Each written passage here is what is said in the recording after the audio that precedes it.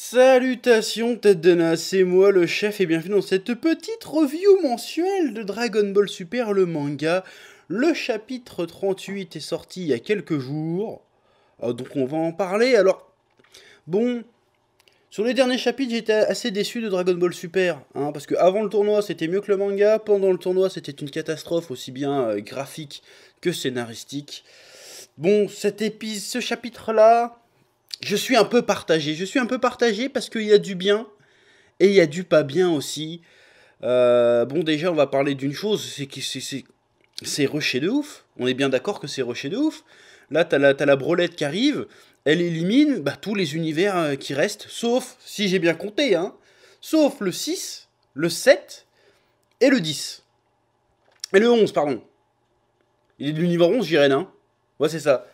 Donc il reste plus que 3 univers en un chapitre.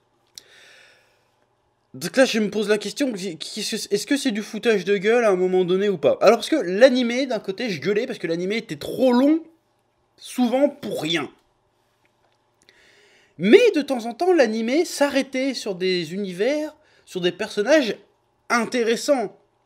Notamment la fin de l'univers 2, qui même si les personnages étaient casse-couilles, la fin de l'univers 2 était plutôt belle, racontait quelque chose. Là, c'est... y a un univers qui est sorti, la case d'après, il est plus là. Tu sais, ça va super vite, ça va genre, ouais, on s'en fout en fait, on avance, on s'en bat les couilles, va l'ultra instinct, dépêche-toi, on s'en bat les couilles. J'ai l'impression qu'on me prend un peu pour un con en tant que lecteur. Je dis, ça sert à quoi de nous mettre c'est en ça que je suis partagé. Ça sert à quoi de nous mettre y a combien d'univers dans le tournoi? Il y a eu 8 univers, si j'ai pas de conneries, dans ce tournoi. De mettre 8 univers, de mettre 80 personnages, si c'est pour en explorer aucun.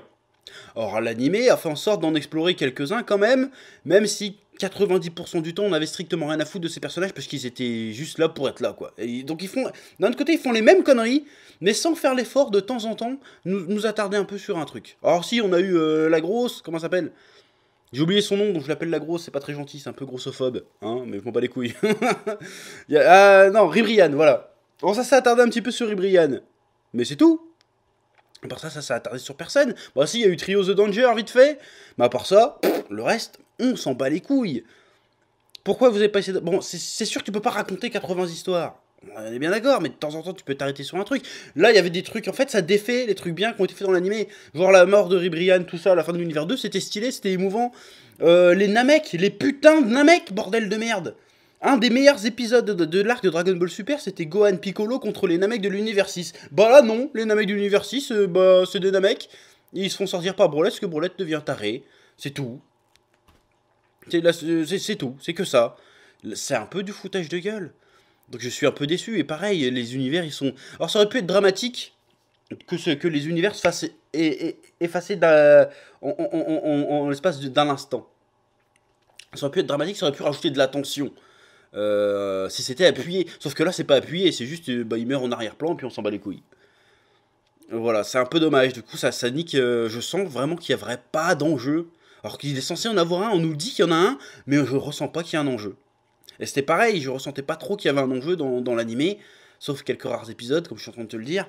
Mais là, depuis le début, je sens qu'il n'y a aucun enjeu. Il n'y a aucun enjeu, que ce soit dans les combats, que ce soit dans ce qui se passe, que ce soit entre les personnages entre eux.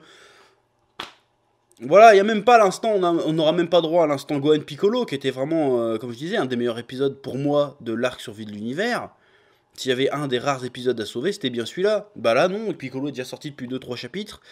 Voilà. Bon, je vais revenir aussi sur l'affaire Brolette. Bon, comment dire? Alors, dans un sens, c'est mieux fait que dans l'animé, cette affaire de Brolette. Et dans un autre sens, je comprends pas où ça veut en venir.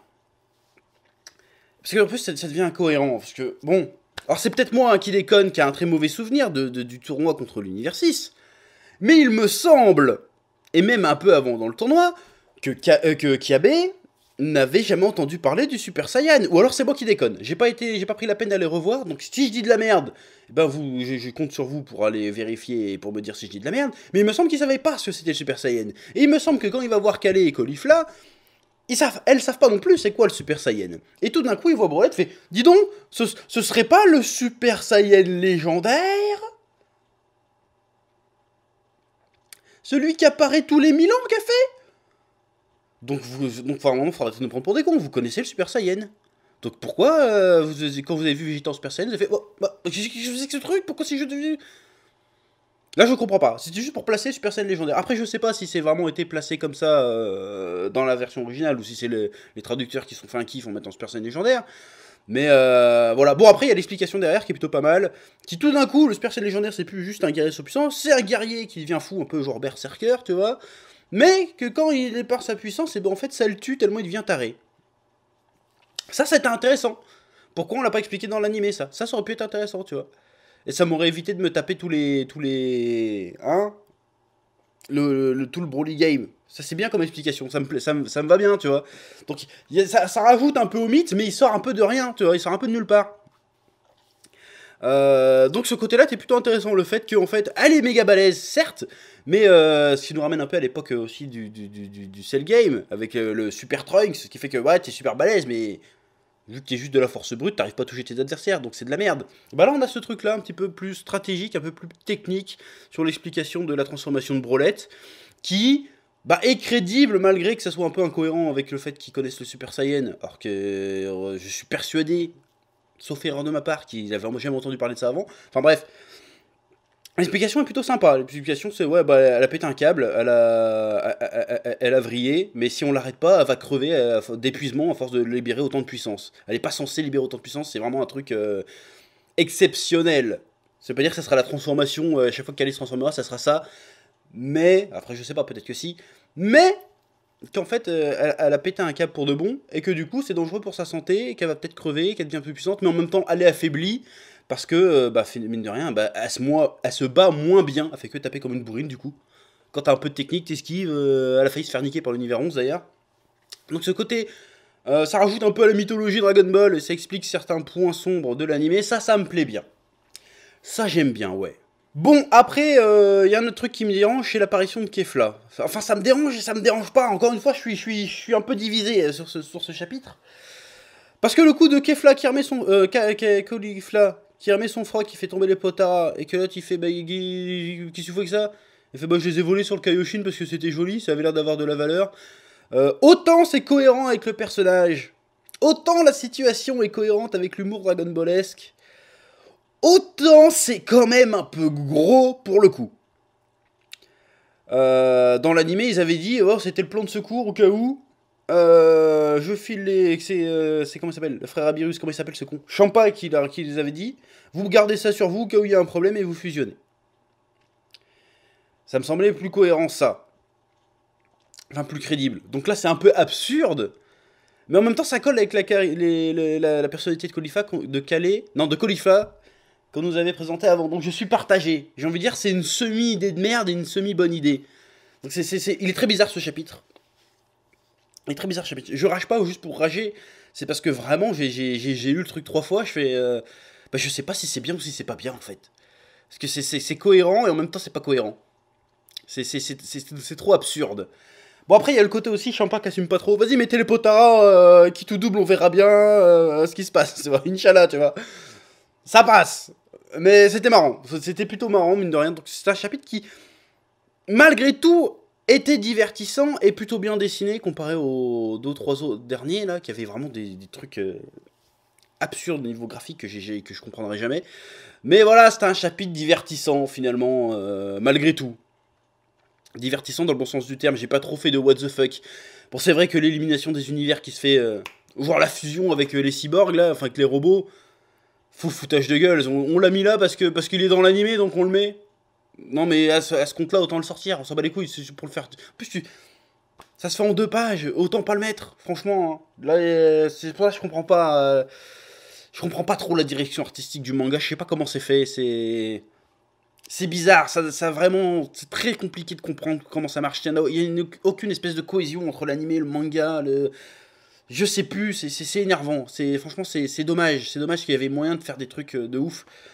Et ça le fait pas. Bon, après, je vais pas me plaindre parce que la fin nous promet un truc sympa qui était, pour une fois, réellement inattendu dans ce tournoi. Qui n'est pas juste une ressucée low cost du manga, de l'animé, pardon. Là, on a un truc qui va être inédit. C'est pas Goku Ultra Instinct qui va gérer Kefla, quoique On sait pas encore. A priori, ça va être Gohan qui va gérer Kefla. Est-ce qu'il va gagner, est-ce qu'il va perdre? On sait pas. Mais ça risque d'être stylé. Au moins, j'espère que Toyotaro, il va pas nous foirer Gohan. Parce que l'arrivée de Gohan est plutôt stylée. La dernière scène est plutôt stylée avec la petite phrase Je suis un Saiyan élevé sur Terre. Qu'est-ce qu'il y a? Bon, remets-moi mon Gohan au top level. Là, je veux bien. Bon, l'animé l'avait fait un petit peu quand même. Mais remets-moi Gohan au top level en manga avec la tenue de Piccolo. Fais-moi un truc stylé. Bon, moi, Toyotaro étant un fanboy, je sens qu'il va nous placer le Super Saiyan 2 à un moment donné quand même. Faut faire genre, ça c'est le Super Saiyan 2. Après, ça c'est Gohan Super Saiyan 3. Non, je dis de la merde, ça arrivera pas. Mais imagine le délire. Donc, je suis très curieux de savoir en termes de level de puissance où est-ce que Gohan peut aller. Parce que ça serait très difficilement explicable que Gohan libère potentiel, tout ce que tu veux. Mystic Gohan soit plus fort qu'une fusion Potara entre une Saiyan, niveau 2, et une brolette. Sachant que Goku a eu besoin de l'Ultra Instinct pour la gérer. Ça va être très bizarre, mais ça va être super intéressant. J'ai très hâte de voir ça. Mais pour l'instant, si j'ai bien suivi, l'univers 7 est toujours en tête. Parce que l'univers 7, il leur reste 7 participants, si je dis pas de conneries. Non, attends, il y a qui est tombé? Il y a Krillin, Piccolo, C18. Donc ouais, il leur reste 7 participants, il me semble. Ah non, Tenshinhan. Non, il leur reste 6. Bon, je sais plus. Enfin bref. Tout ça pour dire que là, on prend une tournure intéressante qui pourrait vraiment nous détacher réellement de l'animé et pas juste... Voilà, c'est pour ça que je suis partagé sur cet épisode, sur ce chapitre. Parce que ce chapitre, d'un autre côté, il évacue les trucs chiants de l'animé, mais en même temps, il évacue des trucs intéressants de l'animé, notamment les Namek, notamment la fin de l'univers 2, même la mort de Goasu, il aurait pu faire un truc sympa.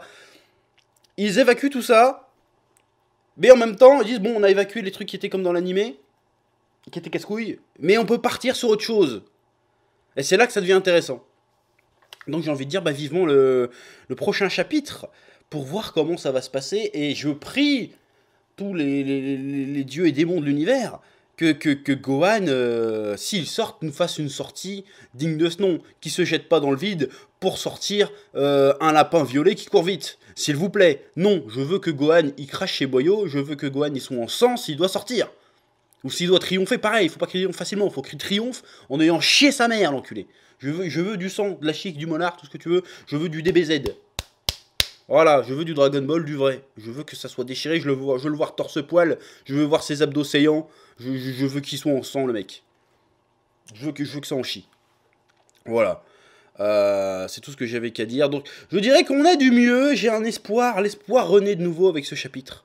Vraiment, et j'espère que Toyotaro va pas chier dans la colle. Voilà, garde le cap, Toto. Il y a moyen de faire un truc bien. Tu peux encore sauver cet arc. Ça repose que sur toi. Bon, après, t'as sûrement la Toei et Toriyama qui casse le cul derrière, mais ça repose sur toi.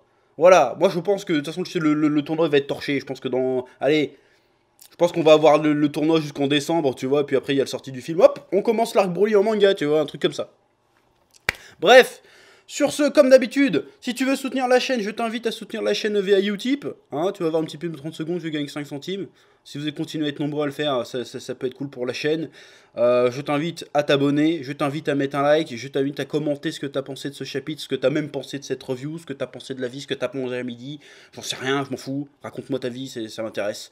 Voilà. Sur ce, je te dis à bientôt pour de nouvelles aventures Dragon Ballesques. Et n'oubliez pas, Dragon Ball! Ah, je sais que t'as fini chez toi, comme d'habitude. Dragon Ball, c'est la vie. Et je sens que ça va redevenir la vie dans le manga. J'espère de tout cœur que ça va revenir la vie. Parce que, voilà, j'ai la passion qui a mal, qui fait vas-y, refais-moi kiffer du Dragon Ball, s'il te plaît. Ouais, putain. Allez, à plus.